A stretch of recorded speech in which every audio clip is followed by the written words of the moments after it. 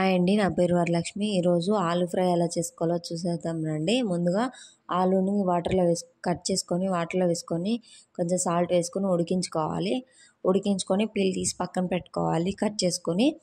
తర్వాత అందులోకి మసాలా ఎండు కొబ్బరి, ఎండుమిర్చి, వెల్లుల్లి, జీలకర్ర, ఉప్పు వేసుకొని మిక్సీ పట్టుకోవాలి.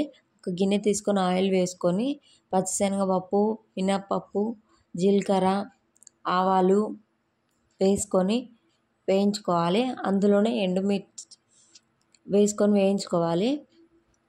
అవి వేగిన తర్వాత ఎండుమిర్చి, కరివేపాకు వేసుకొని అవి కొంచెంసేపు కలుపుకొని వేయించుకోవాలి. అవి వేగిన తర్వాత మసాలాను మనం పట్టి పెట్టుకున్న మసాలా వేసి మీ టేస్ట్కి సరిపడినంత ఉప్పు కూడా వేసుకొని కలుపుకోవాలి. అవి కొంచెం పచ్చివాసన పోయేంత వరకు కలుపుకున్న తర్వాత మనం కట్ చేసి పెట్టుకున్న ఆలు ముక్కల్ని కూడా వేసుకొని బాగా కలుపుకొని కొంచెంసేపు సిమ్లో పెట్టుకొని మగ్గించుకోవాలి. అలా మగ్గించుకుంటే ఆలుకి మసాలా అంతా పడుతుంది, ఉప్పు కారం అంతా టేస్టీగా తయారవుతుందండి. ఒక 15 నిమిషాలు సిమ్లో పెట్టుకున్న తర్వాత ఆఫ్ చేస్తే ఎంతో టేస్టీగా ఉండే ఆలు fry ready. Please subscribe to my channel. ఇలాంటి మరిన్ని వీడియోస్ కోసం